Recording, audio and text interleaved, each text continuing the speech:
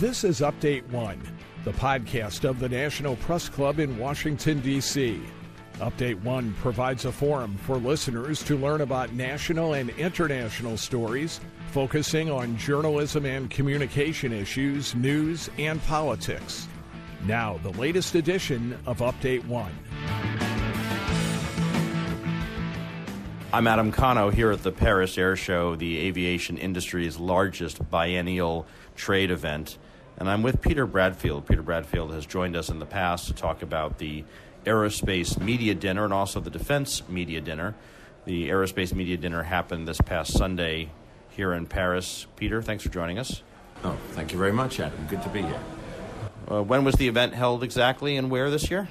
Sunday, 16th of June at the Aero Club de France in Rue Galilee, right next door to the GIFAS headquarters. So beautiful, beautiful venue. We love being there. How many people were in attendance? Guest list was in excess of 190. In reality, we had about 180 at the dinner. And that cuts across both industry, who are sponsors of the event, as well as journalists who are either nominated for one of the many awards or, are there to support their peers. Mm-hmm. Yes, it's a mix of journalists and aviation communicators. And so it's good for everyone. They get to do lots of networking, talk to each other, set up meetings, set up interviews for the future. So the combination works really well. How many awards this year, and were any of them new? Yes, we definitely had new awards. In total, we presented 19, starting with the new innovation for this year, the Aerospace Communicator of the Year, that was given to Chris Stellwag of CAE. And then of the 18 other awards that were presented to journalists, we had new categories in MRO, UAV, propulsion, and we've culminated with an award just before Lifetime Achievement. The new award was the Aviation Reporter of the Year. So MRO, maintenance, repair, and overhaul, UAV, unmanned aerial vehicles. Yeah. You mentioned Lifetime Achievement. Let's talk about those. Who were the winners? This year it was Barb Zelke and Elfin Ap-Rees, two people that have had decades of journalistic experience and long careers.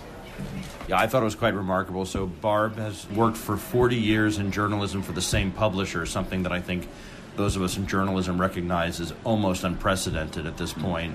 And Elfin, 60 years in journalism, mostly surrounding helicopters, and is such an avid fan of them that he's procured a number of them and created his own museum in the west of England. That's correct, yeah.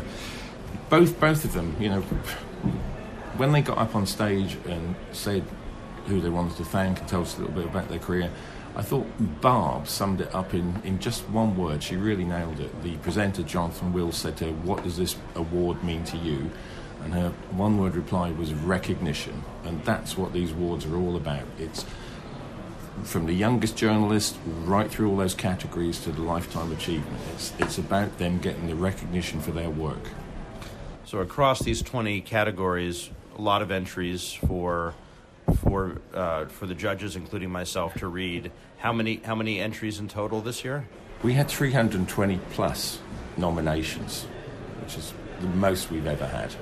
You've now done this event for a number of years. What evolution have you seen, not just in the broadening of the event to more categories and more sponsors, but when you look at the actual work that's been submitted by these journalists, what do you take from that beyond the fact that the quantity continues to go up?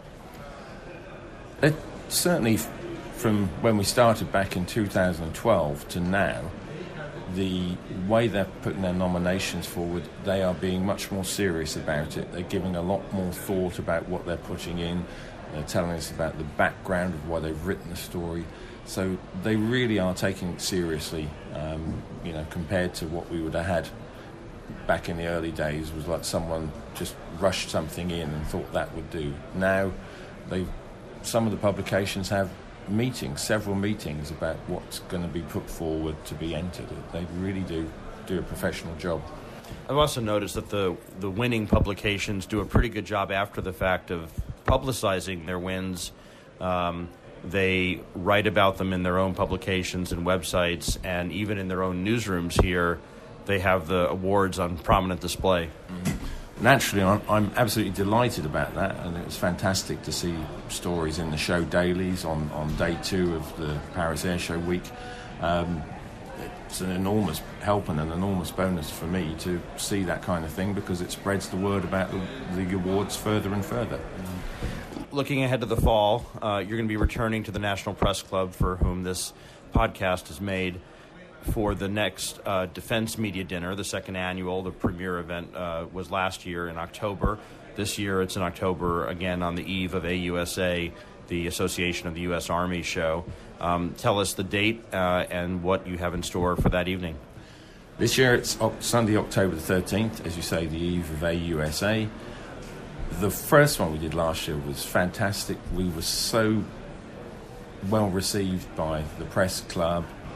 Everything went so well. It was a real good experience to see how an awards event was done at a venue like that, how the venue reacted, the speed of service, everything. We could not have asked for a more professional location.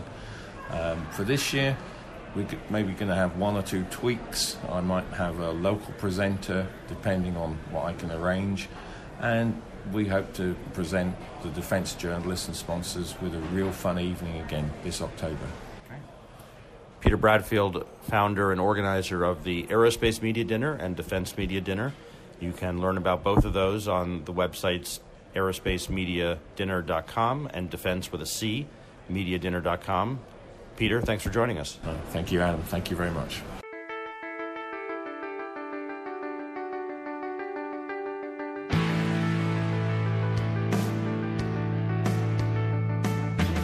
Update 1 is a production of the National Press Club's Broadcast Podcast Committee. You can comment on this podcast or any episode of Update 1 by sending an email to update1podcast, that's update the number 1 podcast, @gmail.com. Thanks for listening to Update 1.